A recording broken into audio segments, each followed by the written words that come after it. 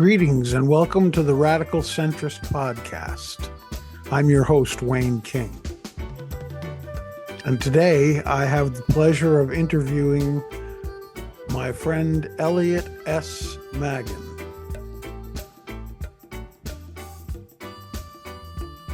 An icon to many who read the comic book Superman, among others, over the last 30 or 40 years, as an extraordinary writer.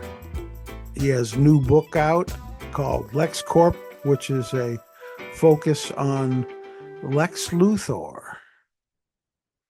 And all I can say is, step aside, Elon. Lex Luthor is here. He is badass, and he is out to save the planet. It's an interesting contrast, really. Elon Musk, who in at least recent times has lost some of his shine, has his sights set on colonies on Mars and continuing to aggressively exploit the resources of Earth in service to that and other goals. On the other hand, the supervillain that most Americans and much of the world know as Lex Luthor, nemesis of Superman, may be turning over a new leaf. Maybe is the operative phrase, though. Nevertheless, you can't help but notice that Luthor's bottom line is saving our planet that we currently call home, rather than hastening a move into the cosmos. Elliot S. Maggin, yes, that is an exclamation point after his middle initial, has in fact had a love-hate relationship with Lex Luthor since they were first introduced to one another on the pages of the Superman comic when Elliot was a young boy. If you read between the lines in this podcast, you will probably speculate that young Elliot was torn between the brilliance of Luthor and his evil intentions. Elliot's career as a writer began with a colorful story about a Green Lantern comic that he wrote for a history class at Brandeis University, from which he graduated as class valedictorian, despite only getting a B+ on the comic book paper. That first comic spawned 15 more years of writing comics for DC, mostly Superman, making him a cultural icon for millions of young people who eagerly anticipated the next issue each month. Those 15 years were capped off with 2 best-selling Superman novels written with his own storyline, but timed for release by DC in conjunction with the first 2 Superman movies.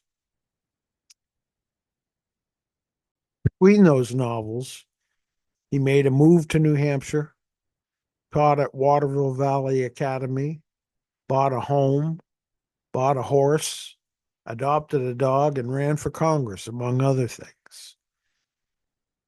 And when the campaign was over, he went back to writing and has never stopped.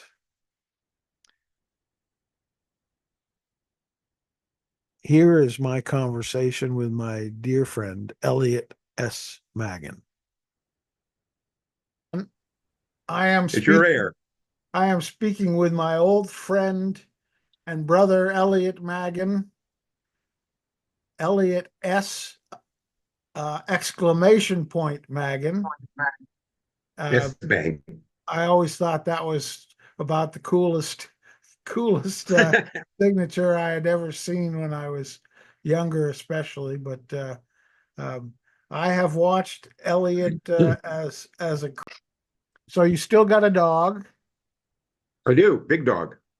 Yeah, what kind? Named Lulu. Lulu. A black lab. Black lab. Rescue.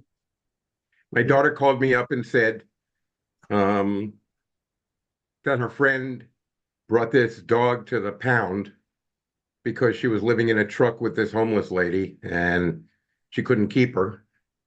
So I went to the pound and adopted this 2-year-old dog with awful habits. Um, she's just set in her ways. If you give her a command, you tell her to sit, she takes it under advisement. She understands everything you say, but she has to. She thinks when you tell her something, it's a suggestion. So, am I blurry to you? You are a little. Well, I can't control the sun, No, that's what it unfortunately. looks like. Looks like the sun is It's coming from there, causing from that. there. Oh, yeah, Yeah, sorry. that's all right. So, what number book is this for you, Elliot? Um, it's the sixth novel, I think. I think it's the seventh book altogether. Uh-huh. I did Well, a book of short stories a few years ago called An Enemy's Gift. So I don't count that. But it's the sixth novel. give Where are us you? Did you give us a go? little. I know that some folks will have seen this, seen me interview you before, but give us kind of a short arc of your writing over the years, starting with your class. Uh, um, was it at Brandeis? Yeah. Okay. You know what I found out yesterday? My friend Art is now president of Brandeis. Suddenly, without warning. The guy I used to hang out with. He used to steal the chicken skin off my plate when we were kids. And now he's president of the university. It's very bizarre. Wow, Yeah. that's pretty So cool. listen, I lost your picture. If you haven't lost mine, I'll just keep talking. Okay? You've lost my picture. Yeah. Yeah, your picture went away. But Okay. let me see if oh, there it is. It's back. All right.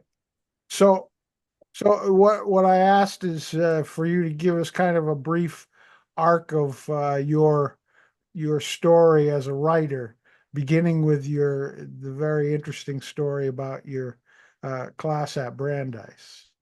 Well, I did a term paper for a history class.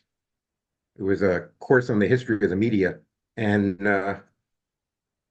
I wrote a comic book for it. I wanted to illustrate that comic books were a useful ideological tool. They were being used that way in South America and Africa, and ought to be used that way anywhere. I guess they are being used that way here now.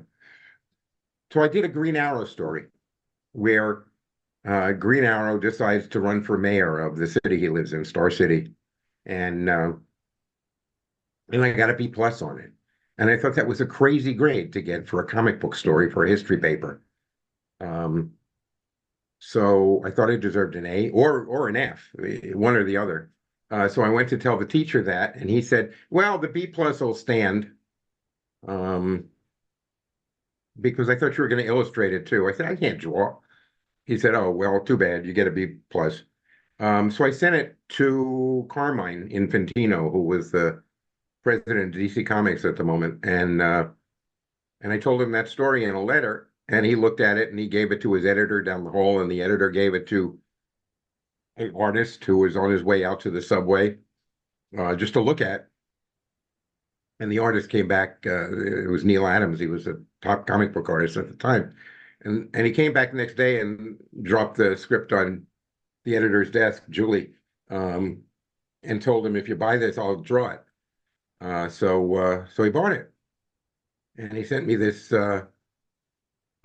bizarre letter. Julie did, the editor, telling me this was the best story he'd seen by an amateur since the dawn of time. Um, and he gave me work. I showed up at the office one day, and he just kept feeding me stories to do. Um, Wherever he had an opening, he would give me a story to write. I never had a contract with them. I was never on staff, other than for a short time as an editor, years and years later. But I ended up writing Superman for 15 years. Um, and when the movies came out, I did the novels. Um, those are my first two novels. Um, they weren't based on the movie. They were standalone stories, original stories that were marketed with the films because the screenwriter on the movies, Mario Puzo, had the right to do a novelization of the screenplays, and he got pissed off at the producers and Ilya and Alexander Salkin, and decided not to do the novels. So they decided to market my book as a tie-in with the movie, and they asked me to write another one. Did a tie-in with the second movie, and then they gave me a script for the third one, and they said, "Here, you want to do a novelization of the script?" And I read the script, and I didn't like it, so I said no, which wasn't the best career move. But uh, but I did those two books. They were both bestsellers. They did Oh, okay. So now I write novels for fun. And it occurred to me that I should start actually finishing them and putting them out on the market. So I've been doing that the last few years. Um, so that's what I did. That's my now story. were you living in New Hampshire when you wrote the first two Superman No, novels? I wrote the second one in New Hampshire. Um, the first one I wrote in New York, and then I moved to New Hampshire. Um, and this was a period of years. I mean, it was like 2 years between my writing the book and it's coming out. So I was up in Waterville Valley teaching English to skiers. Um, and I got this phone call from the president of DC Comics, Saul Harrison, who's a new guy, new guy. He was 1,000 years old even then. Um, and he said, Alexander Salkin wants to sue me. And I said, why? This is like 3 days after the movie was released. And the book was released the same day. Um, and Salkin wanted to sue me because there are too many things in the book that are the same as in the movie, and I stole them from Mario's script. Um, so I said, "All right, I handed in this book 2 years ago. You can check in this drawer and see when it was registered in, and check with my editor upstairs at Warner Books." And Saul called me back the next day and said, Alexander Salkin said, "Just kidding." So I called up my agent and I said, "Should I sue Salkin?" And she said, "Well, not if you want to ever write a Superman movie with him," which was bad advice because he was a fly in the mist. He was gone from that enterprise after a while. But so I didn't sue Salkin, and there wasn't anything I could determine that was in the book that was also in the movie. I had spoken with the screenwriter about a year earlier with Mario Puzo. We sat down and smoked cigars together in a conference room. I'm sure we stunk up the conference room something fierce because those windows on office buildings in New York that don't open ever. Right. They're worried about people jumping out them. So they keep all the cigar smoke in the building. Probably the smoke from those cigars are still in the building. Um, but we talked about Superman and who he was and what he was up to. And at some point, like 2 days into this conference I was having with Mario, Mario looks up and he says, um, "Oh my God, this is a Greek tragedy." I said, "Well, yeah, that's what I've been trying to tell you. If I'd realized you understood it on that level, that's what I would have said. But yeah, it is. And you can approach it that way." Um, it wasn't a Greek tragedy, but it had a lot of the structural elements of Greek mythology, which Mario knew all about, being Mario. Um, so that's how I got started doing novels. Uh, we didn't share any information that made it into Mario's script, and almost nothing came into the movie that was from my book, but clearly somebody read the book beforehand, and nobody told Salkind about anything until the movie actually came out. A pretty good movie, huh? Yeah, yeah. The It wasn't a bad book. It sold I- 450,000 copies. It was you know, great. Wow, that's a lot. Yeah. Moving my house in New Hampshire. Uh-huh. And your horse, as I recall, you had a horse. I did have a horse. As you recall, you knew this horse very well. Uh, her name was Rainbow. His name. I mixed up my horse and my dog.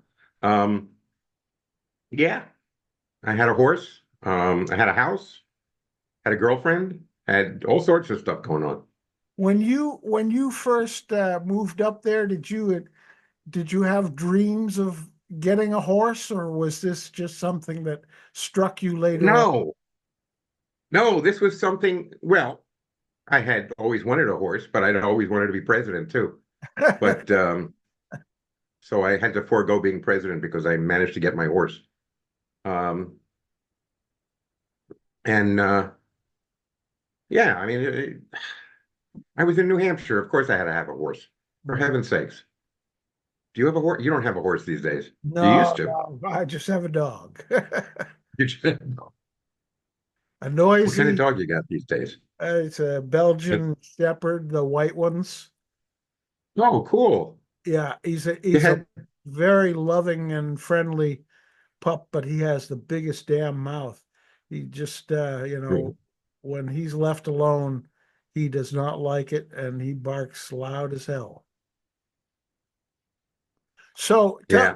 so tell us what led you to this to your newest novel, and tell us a little bit about it. Well, it's called LexCorp. Um, and I should have a copy of it somewhere. Maybe I do. Um, yeah, it's called LexCorp. LexCorp is the company that Luthor owns, Lex Luthor owns. Right. Um, and I made it up. I created it in a comic book story. Oh, geez, 40 years ago. And they've used it. They've been using it a lot ever since. So I decided I'm gonna tell the story of the company as it evolved into this huge worldwide enterprise, aerospace and chemistry and nucleonics and stuff like that, um, and Smells space musky to travel. me. Huh? I said it smells musky to me. Muskie? Well, it predates Musk by quite a bit, Yeah, right, right. as do I. So Yeah. there you go. So, so maybe Musk has been following it ever since he was young, and Yeah, that's my theory. Musk has always wanted to be Lex Luthor. what? So there hasn't been really uh, a backstory. I mean, I know that there have been pieces of the backstory over time, but what was it that led you to decide to do this? Is this social commentary, or is it just for fun, or what? How do you view it? No, well, you remember Isaac Asimov, the science fiction writer? Yeah. He used to say that he had this big table in his basement, and he had three typewriters on it. This was in the Precambrian era. Um, and when he would run low on uh, on one project he was working on, he would go to the next typewriter, and he had another project in the other typewriter, and so forth. And I always thought that was pretty cool. So a few years ago, I just started writing 4 or 5 books all at once. And when I got dry on one, I'd go to another one. And a friend told me, it'll be better for the kids if you finish one of these things. So I finished the Luthor book. I got a bunch more. I got a time travel trilogy. I got a memoir coming out. Not coming out. It's in the process of being written. My daughter wanted me to write um, an autobiography for my granddaughter, so she'd know who I was when I'm past tense. I said, "Are you planning on anything?" She said, "No. It's just I want your autobiography. I want to know who you were." Or she keeps changing tenses, this girl. But I'm writing that. What did I call it? I addressed it to Raya. Her name's Raya. Have you met her? You haven't met her. No. No, you should meet her. She's a year old now. She's actually quite a pistol. Um, she's so she's going to have a book addressed to her at some point.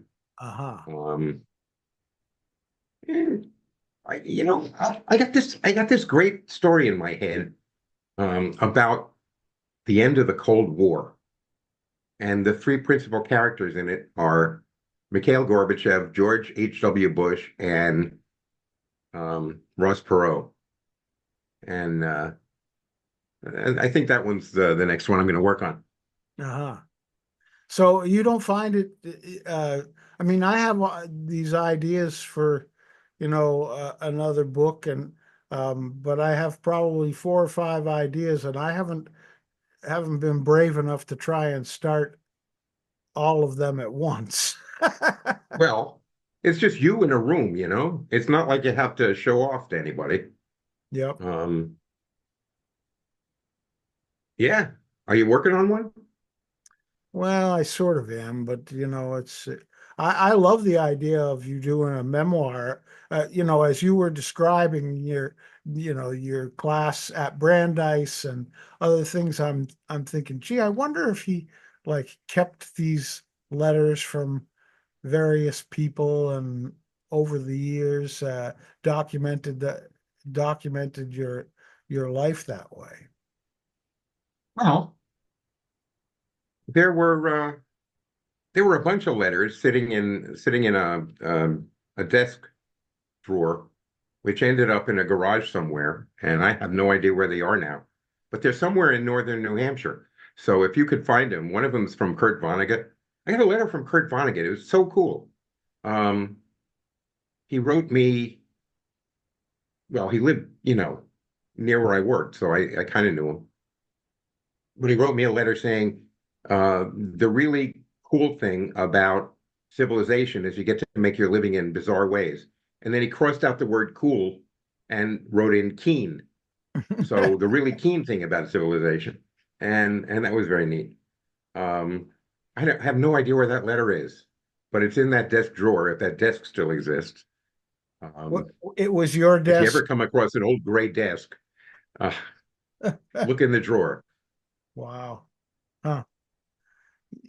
I, That's I was I got a call into the. This is how I found out my friend is president of Brandeis now. I mean, nobody's released any information on it. The old president, whom I kind of knew, was just gone, and Art is in place. Um, but the reason I found that out is because I looked up the school newspaper that I used to be an editor of, and there's a picture of Arthur on the cover, looking older than I've ever seen him. Um, and they said he was president of the university. So I read all this information about him. And I had a call into the editor of the Justice, the school newspaper, asking for a copy of my valedictory address from Brandeis from 50 years ago. Um, and that's how I found that my friend was now president of the university. It's so weird. Um, he was president of Columbia Teachers College. He was president of a place called Bradford College. He started being a college president when he was in his like early 30s, late 20s. And now he's president of the school we both went to, where I met him, where I hung out with him, where he used to steal my chicken skin. Um, wow. but I got a call. I made a call to the editorial staff at Brandeis because I wanted a copy of my old speech because I wanted to reference it for this memoir. Plenty of time, but there's less time now to because I got to call Art and talk to him about how this came to be, how he got to be president of the college we both went to. I never heard of such a thing. Have you? I No. guess, I guess, I guess Harvard people get to be president of Harvard eventually, but I don't know. They interviewed Arthur for the president's job. Oh, geez, in the '80s sometime. Um, and the interviewers asked him, well, hi, the interviewers asked him why he wants to be president of Brandeis. He said, well, I don't. And then he listed 3 or 4 reasons he didn't want to be president. He was just called in. So they said, okay, we'll hire somebody else. And they did. Um, Now it seems like in his 70s, they finally convinced him that it's time for him to be president of his college. So I I don't know if the rest of our friends from school know. I doubt it because I just happened to trip over it. Um, Good for him, you know. Yeah, yeah, amazing. So, is there what's the storyline? I mean, if you were to condense, Luther, LexCorp. yeah, yeah, Well, Luther decides he's going to save the world. Um, it's his planet. One of the motivators for Luther to be a bad guy was always that he was the greatest man in the world in his own estimation. He was the smartest, the cleverest, the quickest, and he could multiply 8-digit numbers in his head. Um, and he says at some point, "What's the good of being the greatest man in the world when this alien shows up and outshines everyone?" So that's why he hated the alien, which he keeps referring to as the alien throughout the book in other with a words, capital A. Superman being the alien, Yeah, yeah, but Superman doesn't appear anywhere. right? Um, and through this whole thing, Luther thinks Superman's going to show up any minute and put him in jail or something, but he never does because he's doing a good thing. He's saving the world. Um, there's a three-part plan. He's got a three-part plan to save the world. Um, he's gonna he's gonna repopulate the bee population to make everything green and colorful. Um, he builds a flywheel in the South Caribbean, on the edge of the Caribbean and the Atlantic, because there's this trench there. So you can put a 2 mile high flywheel there and generate power from the Gulf Stream. Unlimited amount of energy that's virtually free once you build the flywheel. And the third thing is he's going to take all the people um, who um, who profit from the demise of the Earth, put them on a spaceship and send them to Alpha Centauri or somewhere they can't get back from. Um, and he figures out how to do that. One of the main subplots toward the end of the book is how he captures the president of Russia and puts him on the spaceship and gets rid of him. So so that's the plan. He saves the world, um, and Superman doesn't interfere because I didn't want to use Superman. Right.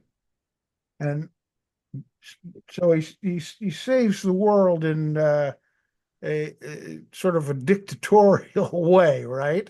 Is Oh that yeah, yeah. He's a complete asshole. I mean, he's a jerk. He's like a horrible person, um, because he feels unbound um, by social and legal norms. Um, but he does build a spaceship that takes people out into space. You know, the president of Standard Oil and the a couple of cardinals and a couple of llamas, and generally this club of people, this caucus of people who run the world really from behind the scenes. You want to hear a quotation? sure?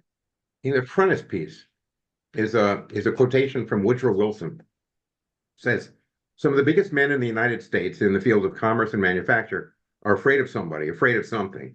They know that there's a power somewhere so organized, so subtle, so watchful, so interlocked, so complete, so pervasive, that they'd better not speak above their breath when they speak in condemnation of it." That's Woodrow Wilson in about 1916, 17. Huh. So that's the plutocrats club that Luther's now a member of, and where he gets the population of his space arc. I just told you the end, but I don't care because It's all right. the spoiler is he succeeds. Uh-huh. How he succeeds is the point. So Right. that's the book. That's the story. And and Yeah. and how was it that this all came to you? What was the process by which you arrived at the story and began Well, to write? I've always liked Luthor. I remember when I was a kid, reading comic books, reading Superman. Um, a friend of mine asked me, "Okay, so whose side are you on, Superman's or Luthor's?" And I looked at him like he was from Pluto, and which was a planet then. And I said, "Well, Superman's, of course. He's the good guy." And after 5 or 10 years of writing Superman, it occurred to me that the person I was identifying with most in this whole thing was Luthor. Um, I can be really smart for like 2 or 3 hours a day. Um, I can't be quite as smart as Lex, but pretty good. And it seemed to me that if you lived in that frame of mind all the time, like Lex does, um, it'd be very frustrating. You have to do something that's lasting. So that's what he does in this story. Um, does that make sense? So he's sort of he has a revelation about the kind of person he's been and Well, he's determines still the kind of person he's been, I but yeah. in his perception, he's the good guy. And in my perception, he's come to be the good guy. Uh-huh. Not not in the not in the enmity with Superman, but in the sense that it's better for Earth to have him here than not. Right. So he identifies this, 900 or 1,000 people whom Earth would be better off without, and he puts them on a spaceship and sends them away. Doesn't that solve the environmental problem like that? It solves a lot of problems, no doubt about it. Repopulate the bees. Sorry, create a sustainable free source of energy, and get rid of all the people who want to stand in the way. Solve the problem. QED, just like that. That's fascinating. Yeah, I mean, there's no doubt that if you could resolve the problem about sustainable energy and um, help the bees become the prime pollinators once again, that Yeah. certainly would make a Wouldn't huge. that help? Wouldn't that do it? Yeah. I was about to say, wouldn't that help? It would do it. That's the premise of the book, at least. Um, he was he synthesized his own new breed of bees. He was in Nepal, and in Nepal, in a bunch of the cliffs leading up to Mount Annapurna, there are these giant honeybees, like an inch long, and the queen is 2 inches long, and they live on the sides of cliffs. Um, maybe 2 miles in the sky. And at some point, he's there and he discovers these honeybees. He says that's the bees he's going to repopulate the bee population with because they were producing honey and pollination at an alarming rate. So he synthesizes a new breed uh, between them and the Italian bees that we have predominantly in North America, so they can survive here. And he sends this high school kid around the world. High school kid claims to have discovered these bees before he did, um, planting bee colonies um, in the Amazon basin and in the rainforest in the northwest of the United States and so forth. Um, so he spreads them all over the world. and they take over the biosphere basically. If humans die out, probably bees will take over the world. Hmm. Okay, so Elliot Maggin is kind of going about his life in a day-to-day fashion. How is it that the the sort of the color and the textural uh, part of this novel evolves in your life? Well, because I'm Lex. I've always been Lex. Right. Um, what would you want to be? What would you want to do? What would you want to leave behind? Well, he's able to do it. I don't Does that know. does that process cause you to think more about your own legacy?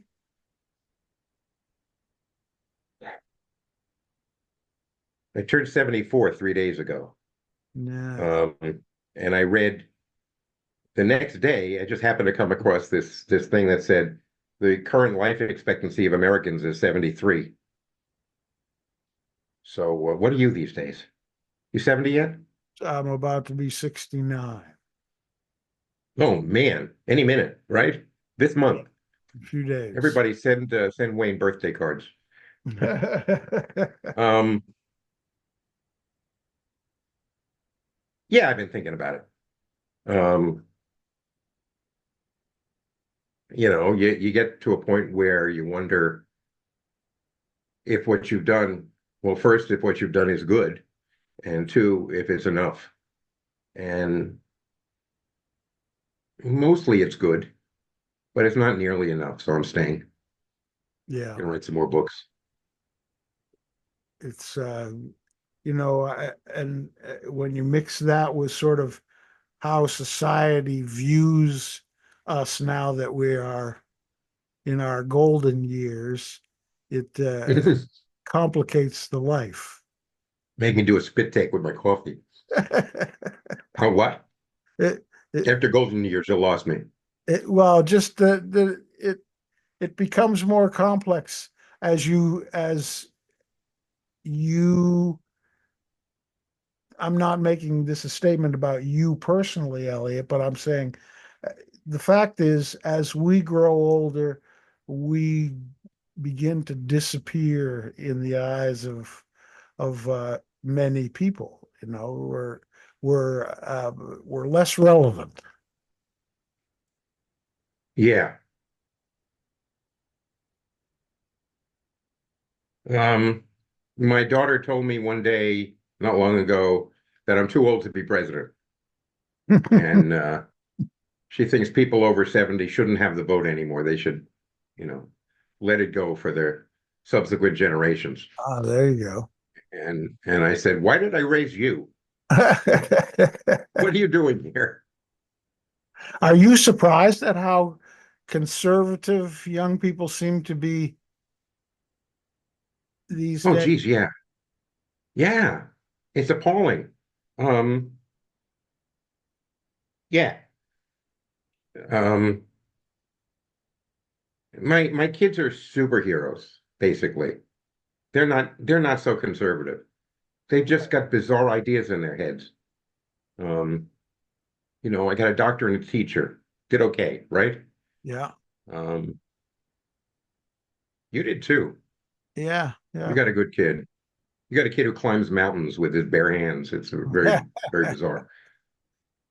Um, Yep. I don't know I where think, this I mean, I, conservative I streak came. wouldn't trade, It bothers me. I wouldn't trade Huh? either of our uh, uh, offspring for any others.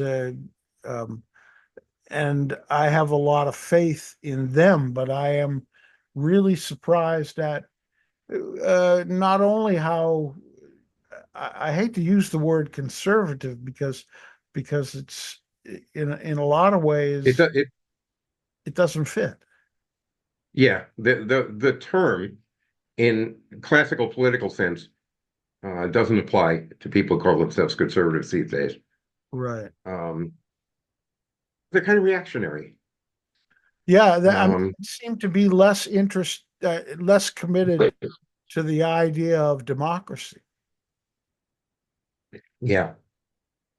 Yeah, I mean, the Whose longest fault is that? lived, Our fault?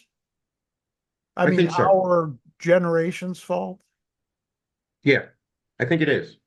And it's tough to say that, but I think it is. Um,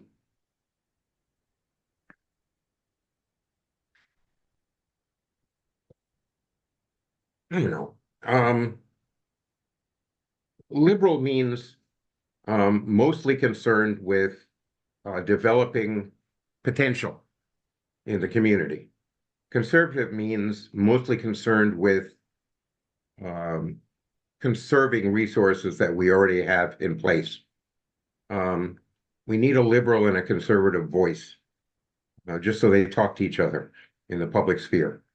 Um, so that's a good thing. But I'm not sure we have a conservative voice anymore. I suspect we don't. Um, if you're concerned with overturning the norms of a democracy, well, that's not conservative. That's anarchist. That's reactionary. That's Right. and when I lived in New Hampshire, um, I used to be horrified when I'd see, I'd go to people's houses and I'd see pictures of Ronald Reagan and his family all over the walls of their bedrooms on pinning boards and things like that. And I remembered when I was a kid, I had pictures of President Kennedy and his family all over my room. Um, and that turns out the Reagan thing turns out not to have been so bad. I mean, I still blame him for stuff, but the thought of the current lunatics who run the country um, being the role models for kids growing up now is kind of appalling to me. Yeah. And I don't know how to fix that. That's all. Right.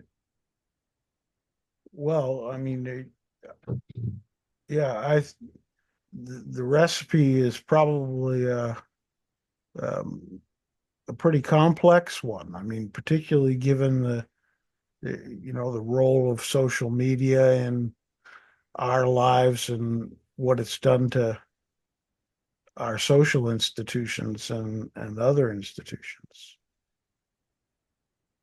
Yeah. Yeah. Yeah. I studied journalism in grad school.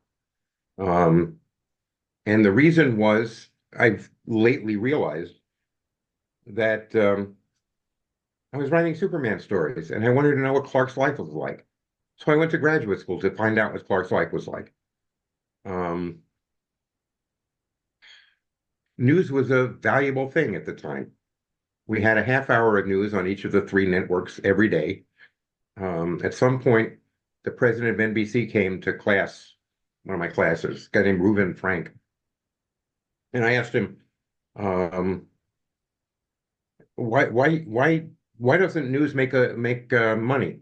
It was of concern to me because I had read that news didn't make any money. He said, well, the fact is the news does make money. It makes a lot of money.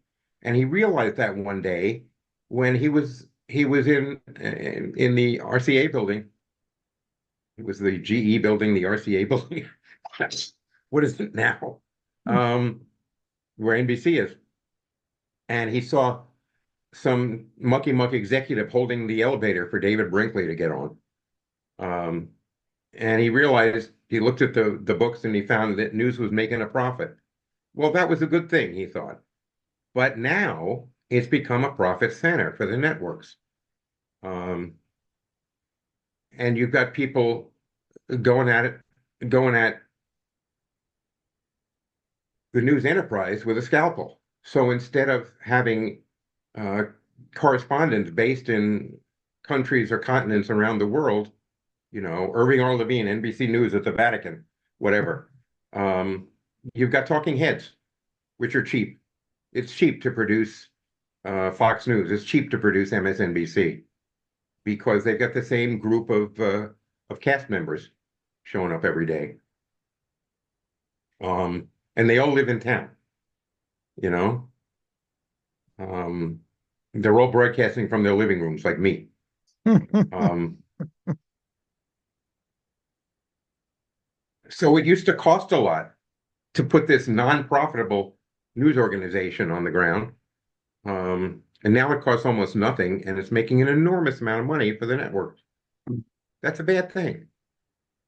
It's a bad thing only because we don't have a correspondent in Moscow. We Yeah, don't have a correspondent in London. There's no NBC News Bureau in London really. anymore. Used to be that whoever was the chief of the bureau in London graduated to being the nightly news anchor.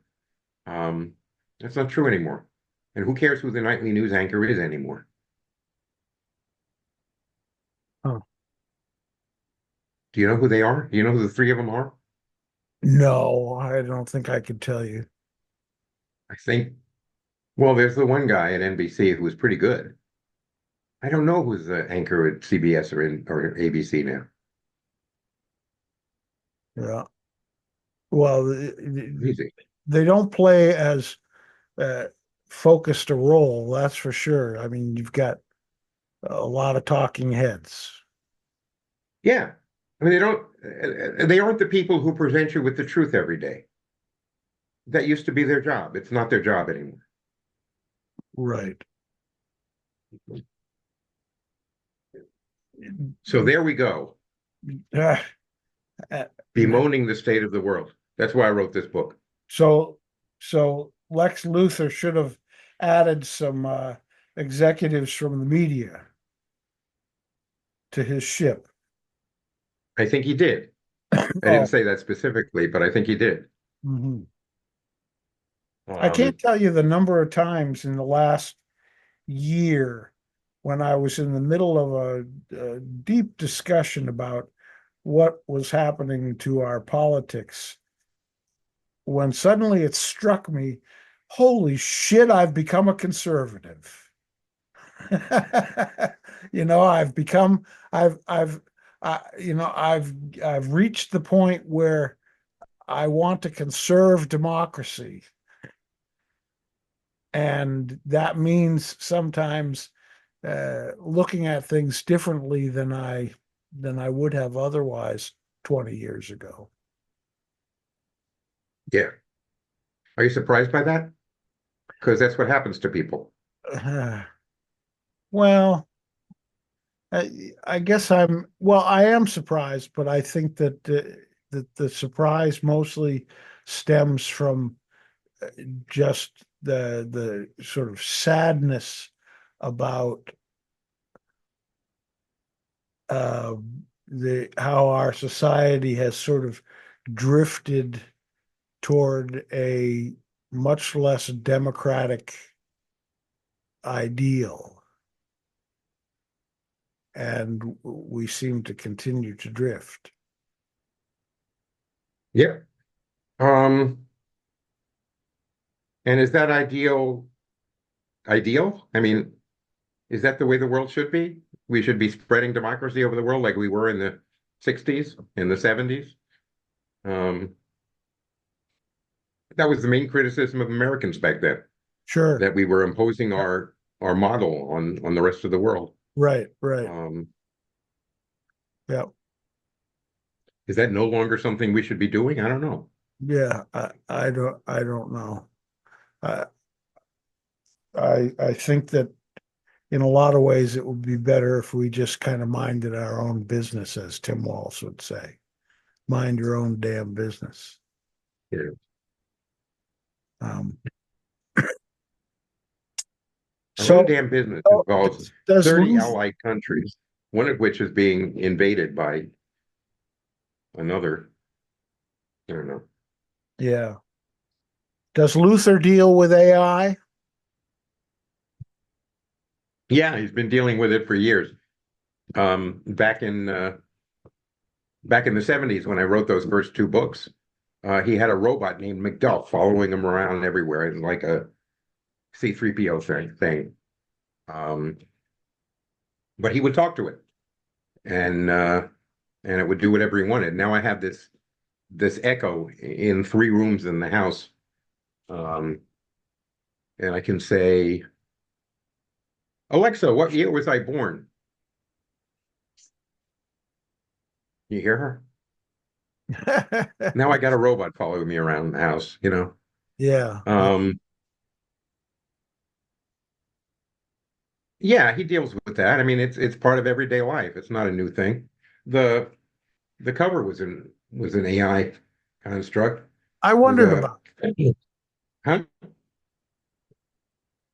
Well, the logo was done by my friend Ken Penders, Uh-huh. who is this terrific comic book artist. But the rest of it is an AI drawing based on based on a description I gave. There were about a dozen variations of it, Hmm. but I picked the one I like best. So there's Lex standing at um, the barricades of his building with his lab coat on, um, and his bald head streaming behind him. Is that on backwards? Does this get broadcast backwards? No, I see I it. see. I see it Oh, you fine. see it left to right? Yeah. Yes, yeah. Okay. Good. But yeah, that's the main AI contribution to that book, the cover. Uh, Well, but he's, maybe you'll use AI to do your memoir. you want it writing it for me? I don't know. Sure. Alexa just told me I know myself better than In the style of course. yeah, right. I don't know.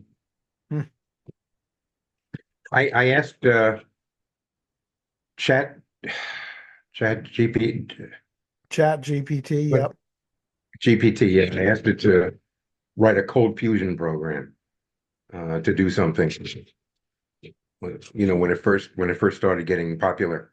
Um, and I'm a cold fusion programmer. I can program in cold fusion. It did a better job than I did, and it did it in about 3 seconds. I described this program I wanted it to write, and it did it. They count from 1 to 100. That's all. And it set up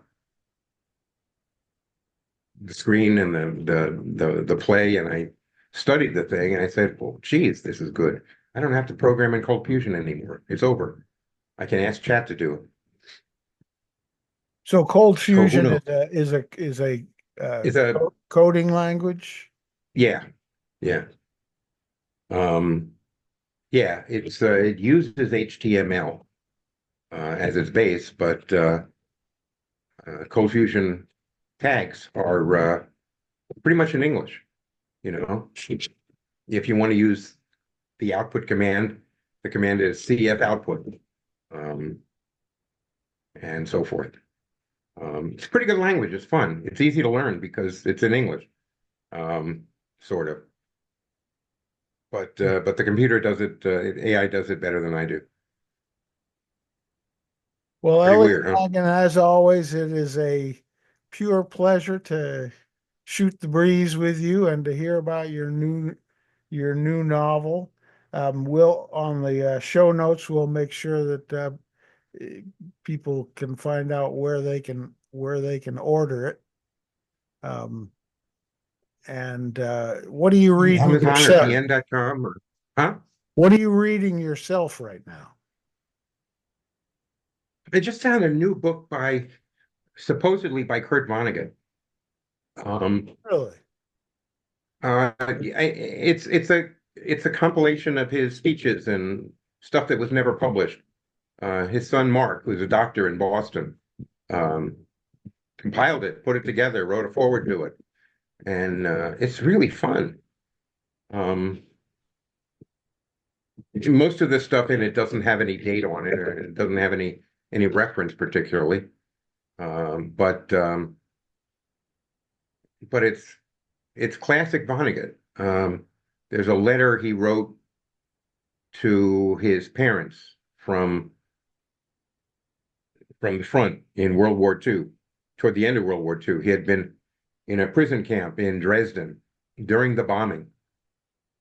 Um, so he wrote a letter to his parents and he said, "Oh, 42 guys got killed that day. I'm not one of them.